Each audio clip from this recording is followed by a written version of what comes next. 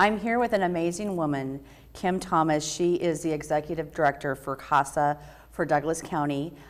Kim, thank you for joining us. Thank you so much for having me. I'm so excited. You're doing such great work. Your team is doing great work.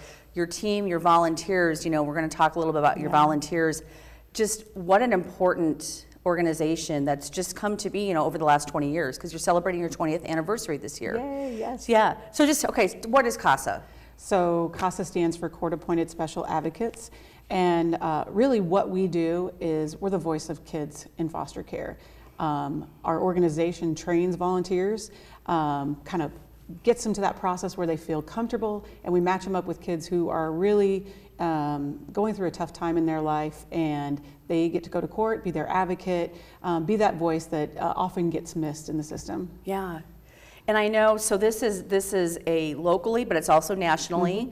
So is it 20 years nationally or 20 years locally? So locally for us, 20 years in Douglas County. Okay. Nationally, it started in 1977. So Okay. we're, about half of that right now. So yeah, it's been going on for a little over 40 years. And we're just so happy to be affiliated. So again, doing some research, reading on your website, reading your profile in our annual giving guide, the volunteer piece of this is absolutely incredible and so important, and these people are rock stars. So speak to that. Yeah, they're not your normal volunteer, right? And that is not to dismiss any volunteer work, but these people are amazing. They are really contributing such a large part of their life to get involved, and they're not getting paid to be there like everybody else is. These volunteers, we're looking at providing a volunteer to every kid in foster care who needs one by 2020.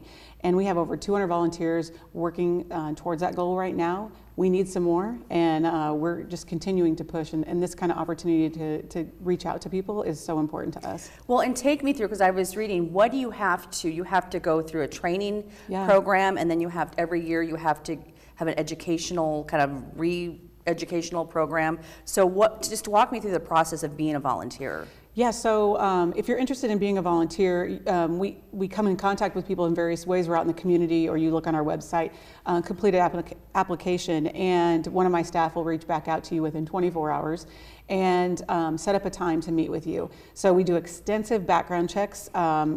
It's one of those things we just have to protect kids. For sure. Yeah, so criminal, child registry, a lot of criminal background checks. And then the interview process takes about an hour to 2 hours. At that time, you make a decision along with the interviewer, is this the right thing for you? And then our staff, I have some amazing people, and they put you through a 30-hour training. There's 15 hours of online and 15 hours in person. You're in a nice group, so you can bounce ideas off each other, you can really learn from each other. And once that is done, we have a juvenile court judge that swears our volunteers in. So it's state statute regulated. We follow that process, and a judge then has the opportunity to appoint a CASA to a child's case. And also, as I was reading, so once you are assigned to a child's case, you as a volunteer, you're with this child for how long? I mean, our goal for sure is that this CASA volunteer will stay with the child until they achieve permanency. Okay. So they're in a safe, permanent home, and that looks different for every kid. It could be foster home to adopt. It could be a guardianship. It could be that children age out, but we want to make sure that our children are safe, they're stable, they have the resources and the support that they need before all of these actors step out of their life. Right. So the volunteer, is it a person that's living with the child, or is it a person that's just checking in on the child, or? So our volunteers absolutely do not live with the children. Okay. So they're individuals that are coming from the communities that these children are from. They're vested in making sure that these children are reintegrated back into a healthy society. And so the volunteers are seeing these kids at least once a month. Most of our volunteers are doing much more frequent visits, but they go into the foster home, and they're actually entitled to see that child anywhere they are. So it's a really different experience being a volunteer, because you're entitled to so much access going into the school. You may be at meetings at the biological home, or just various settings, visitations and things like that. So you are getting a big picture of what is going on, and so you can make recommendations. It's really important. And how many volunteers do you have right now? We're a little over 200 right now, and our target is to get somewhere around 400, 425. Okay. So we're about halfway there. We got a large goal, but we know we can get there. Well, and obviously you have a lot of kids out in the community needing volunteers. Yeah. I mean, it's not, you need that larger number because there's a need for it. Yeah, there's so many kids in foster care. I don't think anybody really can visualize what it looks like, but you know, over 1,500 kids in Omaha alone. It's just, you know, astounding to think like a whole high school of kids that would walk out. That's the number of kids that would be in foster care in Omaha. So, you know, there's a great need. Yeah. Well, in celebration of your 20th year, you have an exciting event coming up on September 13th, Unsung Heroes. So tell us about that. It's at Coneco. Yay. Awesome venue space. So tell us about that event. Yeah, so the event is really to just celebrate those people that helped CASA get started here in Douglas County. So our goal is to just celebrate.